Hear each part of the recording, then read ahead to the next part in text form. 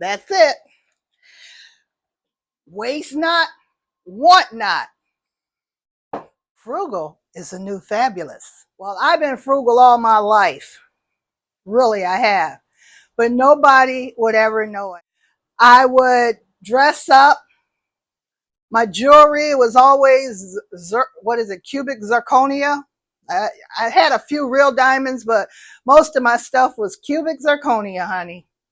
But I was always dressed to the nines. You hear me? And I'd make up a name for whatever I had on because that's how people were. But I got my stuff from Myers.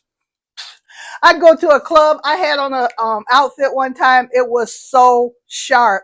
It was black shorts with a black tank and a purple and black jacket. And the shorts were short and the jacket came, I think, the same weight. Anyway, I could dress back in the day. And people kept asking me where did I get that outfit from? I couldn't tell them Myers. I said Saks Fifth. I didn't know. I've never been to Saks Fifth, but I couldn't think anything else to say. So that's what I said. But yeah, I was never somebody who shopped in the name brand section. I just thought it was weird that you would wear a designer outfit and you didn't have that kind of money. I guess that's part of the frugality thought process, or the poor woman thought process of mine. But I've always been that way, and I can't help it. I was so weird. I was so weird and so frugal in my own mind. I'm thinking, why would you spend this much for a coat and we got to pay rent and buy groceries for the kids? I just had that kind of mind. I should have been a rich woman. I should be rich by now with all the frugality and frugal things that I've had to go through. But even with my kids' shoes, I would buy their shoes from Myers, and I paid $19.99 or $29.99. That was it. I was not going over $29.99 for a pair of kids' shoes that they grew out of. So my kids, and they never complained. I'm going to tell you, they never complained, but their father did. So I told them, I said, well, if you want to buy their shoes, help yourself, because I'm not paying over $30 for their shoes. So he started buying their shoes, and I never bought them another pair of shoes after that.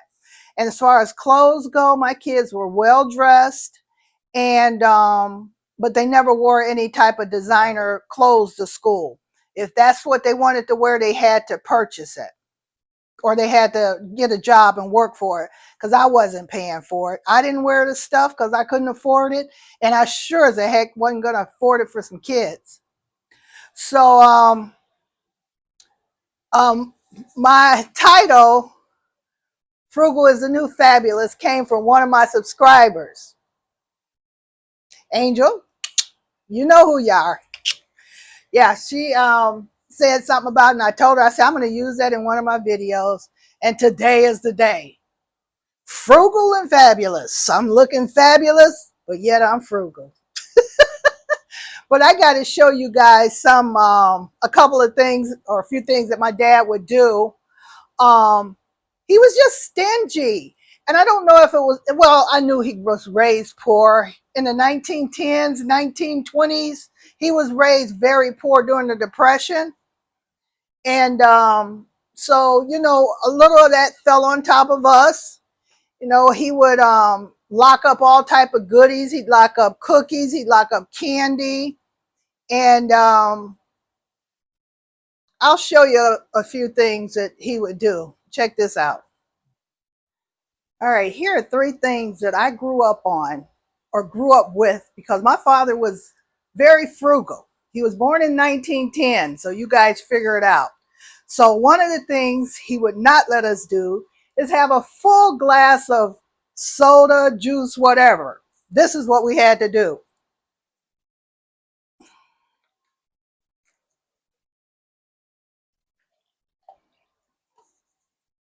That's it.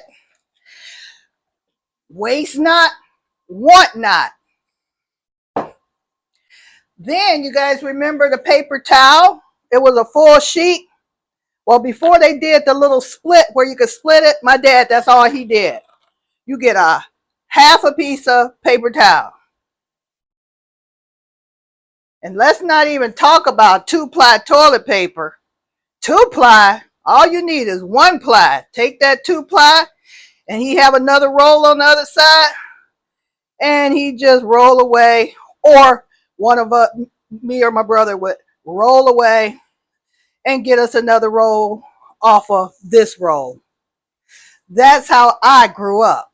If that, I don't know if that was frugal or just poor.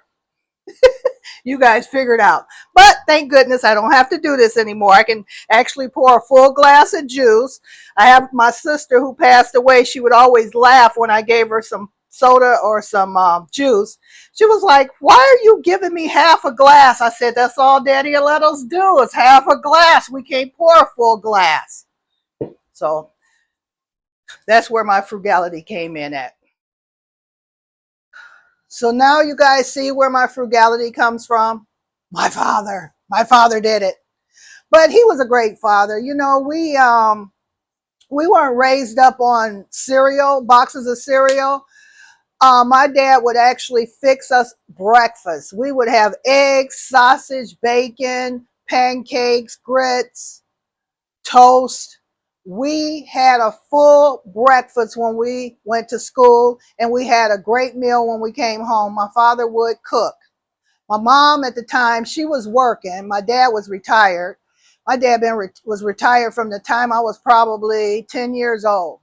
So he was like a good father who got to hang out and play and have fun with him.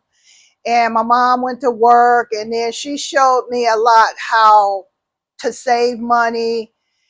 And now my mom, I do believe, had my mom been able to start earlier in life working and having a good paying job, she would have been rich.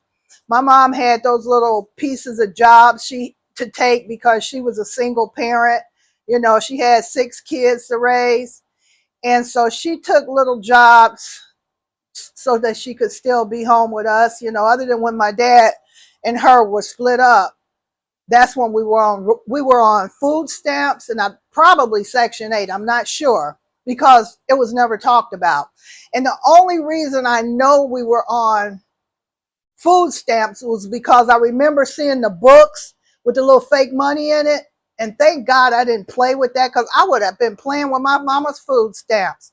But I didn't know what they were. And she just, you know, she was like, "Those are mine, leave those alone," or whatever. But she never was boasting around, you know, boasting, not boasting, but parading around talking about, "Oh, I got my food stamps today."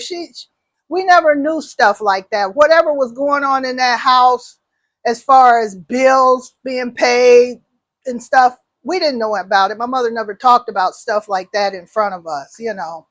And she raised us to be good people, which all of us were. And we were never people out cursing and saying bad words. We couldn't say butt. We couldn't say booty. We couldn't say any of those type of words. We had to say behind, and we had to say go to the bathroom. We didn't have to tell what we were going to do, you know. But she actually raised us. She didn't just take care of us. She raised us and taught us, you know, right and wrong. And so my brothers, they all did very well. My sisters did very well. And so with my kids, I tried to do the same thing, raise them, and I tried to show them a little bit of frugality. Yeah, so frugal is a new fabulous. And you know, a lot of times the word frugal has a negative meaning. You know, people, you say frugal and it's like, oh, they're poor, or oh, they don't spend a lot of money. You know, to some people that's a bad thing. So you put the fabulous to it, and that's a good thing. It's amazing. It's wonderful. It's fabulous, darling. So those are two words, frugal and fabulous, that when you put them together, frugal is the new fabulous. It makes sense. And I want to thank my subscriber for that. Thank you for this video, Angel, because I didn't have one for today. And then I was looking through my paperwork and I said, there we go. So Well, you guys, I want you to have a frugal and fabulous day today, and I'll see you in the next video. Bye-bye.